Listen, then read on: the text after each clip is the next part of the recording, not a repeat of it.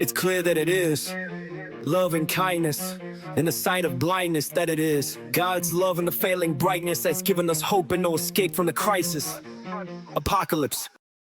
The path to Mount Umbra. The road to Mount Umbra was little more than a dirt trail winding through a scarred landscape. 3 days had passed since they had defeated Apollyon, the demonic power that was at work within the Daemon army generals whose fall had marked a turning point in their war against the Veil. The victory had been hard-won. Charity's hammer arm still ached, Dahlia's lyre strings remained singed, and Darian's arm still had a visible cut across its surface. They were still a bit inspired after their race, but knew how to kick it with some good downtime. "Remind me again why we're walking," Charity grumbled, her massive frame casting a long shadow in the late afternoon sun. She adjusted the pack on her shoulder, metal clanking with each movement. "We had a perfectly good wagon before Apollyon's men turned it into kindling." Darian, walking slightly ahead, turned with a grin. The golden glow that perpetually surrounded him caught the sunlight, creating a halo effect around his weathered face. "Because, my dear Charity, walking builds character. Or so my grandmother always said." "Your grandmother sounds exhausting," Dahlia piped up, her fingers absently strumming a melody on her lyre. Pippin, her song sparrow, chirped along from his perch on her shoulder. "Besides, I like walking. More time to compose. Ode to a Broken Wagon has a nice ring to it, don't you think?" Illyra, trailing her fingers along the scorched earth, looked up. Tiny green shoots sprouted where she touched. "The land is healing. Slowly. Apollyon's corruption is fading." "That's good news," Amara said, her green healing light flickering around her palms as she walked. "Though I'd rather heal people than dirt." "Be careful what you wish for," Hannah muttered, consulting one of her many scrolls. And then Darian's Elder Scroll glows a faint text. It normally displays what the Veil's next move will be, but this time, the text is unclear. Something about voices silenced. Lumion, walking beside Hannah, wove a small time thread between her fingers. It glimmered silver in the fading light. "Time feels stretched here. Like the Veil is affecting more than just the land." From the rear of the group, Lyra watched them all with wary eyes. Her hand never strayed far from her blade. "We should make camp soon. The mountains are still 2 days' journey, and this area feels watched." Darian nodded, his smile fading as he scanned the horizon. "Lyra's right. Let's find shelter before dark." As night fell, they made camp in a hollow between 2 large boulders. A small fire crackled, its light barely reaching beyond their circle. Darian sat slightly apart, he had a cross artifact that the girls had never seen before, as he sat his cross gleaming as he quietly recited what sounded like psalms. The others gave him space. These moments of communion were private. Charity, however, had no respect for private moments. "Captain Glow," she called, tossing a piece of dried meat at him. "Your halo's getting brighter. Are you planning to illuminate our camp all night, or can we expect an actual fire?" Darian caught the meat, laughing. "My glow isn't a lantern, Charity. Though I appreciate the concern for our dinner lighting." He bit into the meat, then made a face. "Is this the same jerky from 3 weeks ago?" "4 weeks, Thalia corrected cheerfully. "I've been keeping count. Ode to Ancient Meat might be my next composition." The group laughed, their tension momentarily broken. Even Lyra's stern expression cracked into a half-smile. "Before we sleep," Seraphina said, her voice carrying the weight of leadership, "we should discuss what awaits us in the mountains. The final fragment of the Crown of Shadows is said to rest at Mount Umbra's peak." Hannah nodded, unrolling a scroll. "The texts call it the Heart of Veil's Desire. Whatever that means." "It means," Darian said, his expression serious as he rejoined the circle, "that we've drawn its attention. The Veil doesn't gather its forces unless something important is at stake." "Like what?" Illyra asked. her earthy scent mixing with the wood smoke. Darian's eyes grew distant. Like breaking the cycle. Like ending this war. Morning came with a chill that bit through their cloaks. As they prepared to move out, a fine mist descended, not rain, but something that made the air shimmer. It clung to their skin, cool and clammy.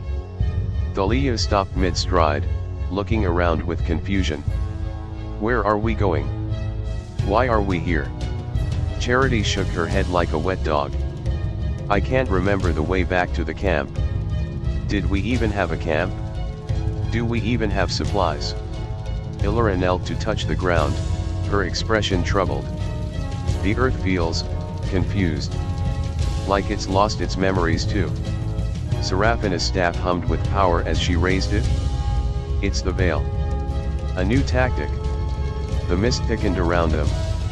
One by one, the group of the Seventh Zion began to doubt. Lumion forgot how old she was. Hannah forgot her own name. Amara forgot how to heal. Only Darian seemed immune, his golden glow pulsing brighter as the mist touched him. From somewhere in the mist came a voice, the saint remembers. But does he remember everything? Darian's hand went to his cross, his expression hardening. Show yourself, veil servant. Your parlor tricks end now. The mist swirled, coalescing into a figure tall, gaunt, with skin like cracked porcelain and eyes like bottomless wells. The voiceless one.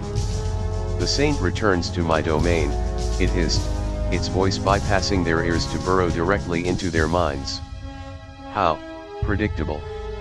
Hardly my domain, Darian replied, his glow intensifying. I prefer places with better scenery. And fewer mind games.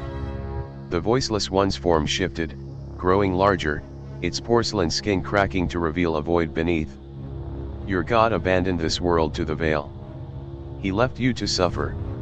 Charity's hammer materialized in her hand with a flash of red light.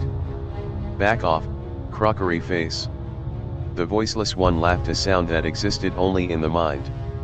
Your saint claims faith, yet I see doubt in all your hearts. Even now, questioning. Faith isn't the absence of doubt, Darian said, stepping forward.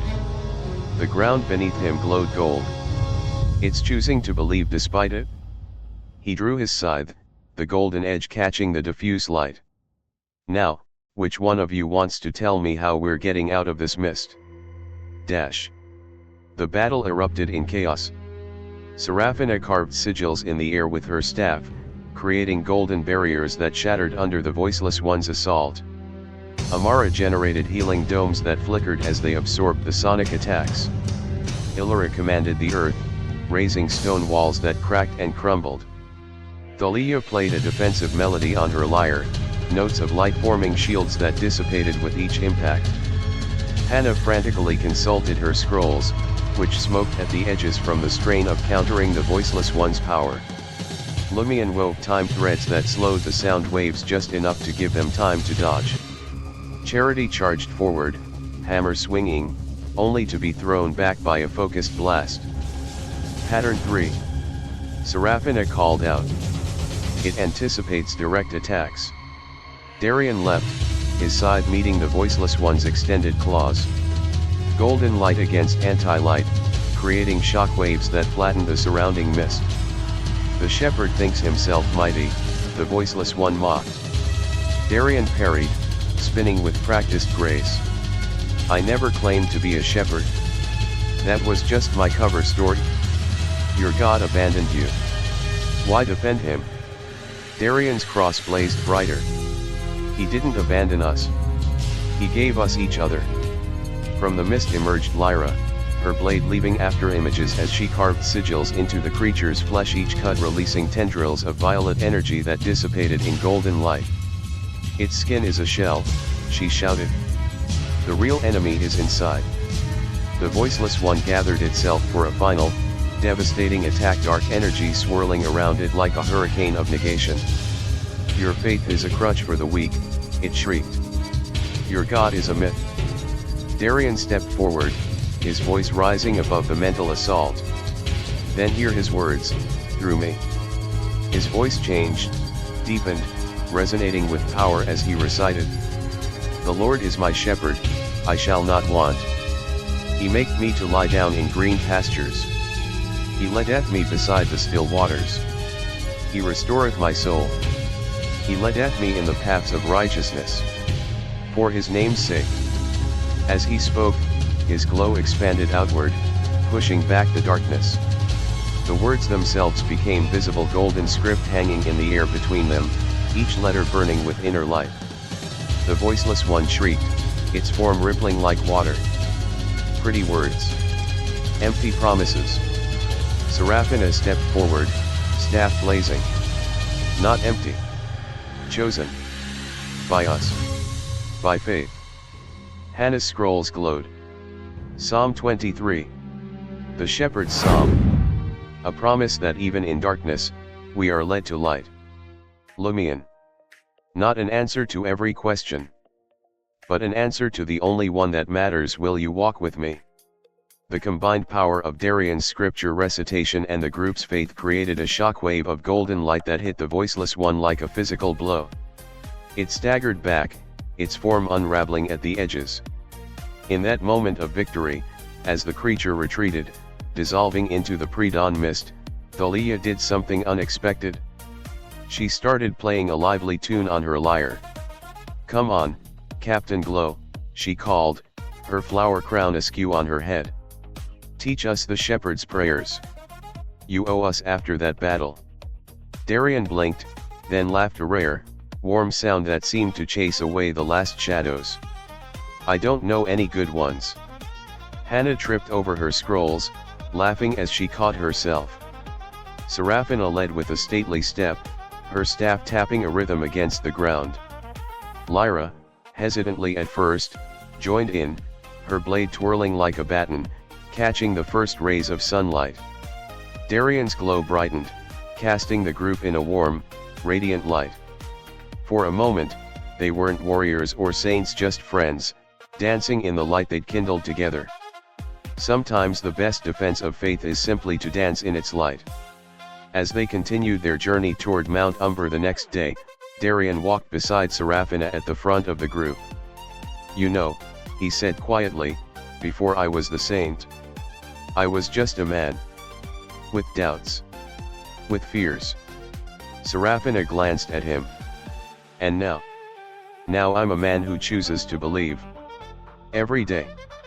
Despite everything."